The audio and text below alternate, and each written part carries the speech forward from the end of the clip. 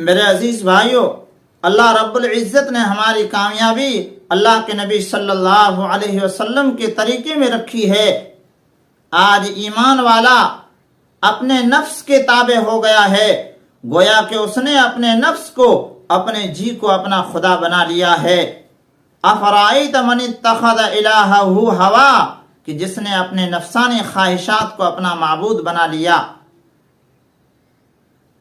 اگر ہم کامیاب ہونا چاہتے ہیں تو چاہے ہمیں اچھا لگے یا نہ لگے، چاہے نفس جو ہے اس کی موافقت کرے یا نہ کرے، حالات کیسے بھی ہوں، موافق ہوں یا ناموافق ہو، ہر حال میں اللہ کے رسول صلی اللہ علیہ وسلم کے طریقے پر چلنا پڑے گا، اللہ کے حکموں کو ماننا پڑے گا۔ ہمارا حال یہ ہو گیا ہے کہ اگر ہمارے مزاج کے مطابق اگر شریعت کا مسئلہ ہو تو ہم کہتے ہیں کہ بہت اچھا ہے، اور اگر ہمارے مزاج کے خلاف ہو جائے تو ہم یہ کہتے ہیں کہ یہ اچھا مسئلہ نہیں ہے، یہ مولانا لوگ جو ہے اپنی طرف سے گھڑ کے بیان کر رہے ہیں۔ ہمارا حال اس آدمی کا سا ہو گیا ہے کہ ایک واقعہ لکھا ہے کہ ایک عورت کا شوہر، اس کا انتقال ہو گیا، وہ عورت بیوہ ہو گئی اور وہ شوہر کے انتقال پر رو رہی تھی۔ گاؤں والے جمع ہوئے، انہوں نے کہا کہ آپ کیوں پریشان ہو رہی ہو؟ تو وہ عورت کہنے لگی کہ میرے شوہر کا انتقال ہو گیا اور یہ تلوار جو لٹک رہی ہے، میں روزانہ اس تلوار کو جب دیکھتی ہوں تو میرے شوہر مجھے یاد آ جاتے ہیں، اس لیے میں پھر رونا شروع کر دیتی ہوں۔ تو ان لوگوں میں سے ایک کنجوس آدمی تھا، ایک بخیل آدمی، اس نے کہا کہ ایسا کرو کہ یہ تلوار مجھے دے دو، میں اپنے گھر لے کے چلا جاتا ہوں، جب تلوار پر نظر نہیں پڑے گی تو پھر رونا بھی نہیں آئے گا، غم بھی نہیں ہوگا۔ وہ تلوار لے کے چلا گیا۔ ایک دو دن کے بعد پھر عورت نے رونا شروع کر دیا، رونے کی آواز آ رہی تھی، تو لوگ جمع ہوئے اور وہ بخیل بھی وہاں پر جا کر جمع ہوا، ان لوگوں کے ساتھ میں وہ گیا۔ پھر پوچھا کہ تم کیوں رو رہی ہو؟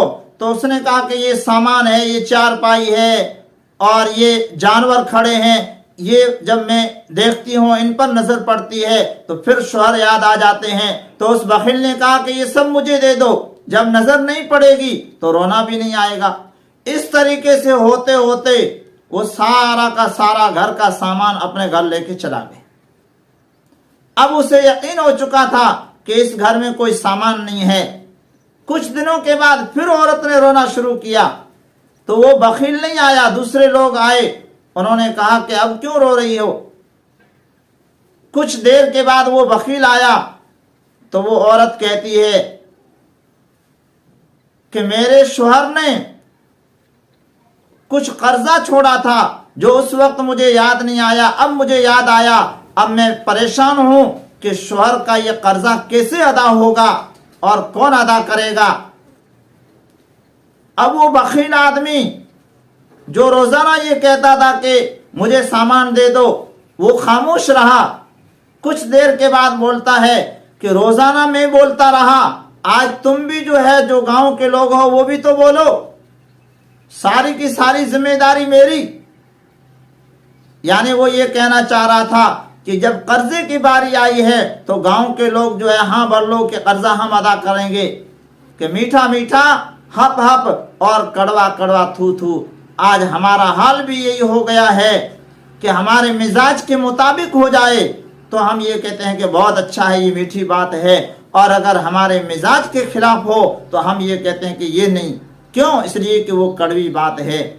میرے عزیز بھائیوں، اگر ہم کامیاب ہونا چاہتے ہیں تو چاہے ہمارے مزاج کے مطابق ہو یا نہ ہو، ہمارے نفس کے مطابق ہو یا نہ ہو، ہر حال میں ہمیں اللہ تبارک و تعالیٰ کے حکموں کو ماننا پڑے گا، اللہ کے رسول صلی اللہ علیہ وسلم کے طریقوں پر چلنا پڑے گا اگر ہم کامیاب ہونا چاہتے ہیں۔ اللہ رب العزت ہمیں کامیابی عطا فرمائے، آمین یا رب العالمین۔ کے نیچے سبسکرائب کے بٹن پر کلک کریں، بیل کے آئیکن پر کلک کیجئے تاکہ ہر نئی ویڈیو کی نوٹیفیکیشن آپ کو مل جائے۔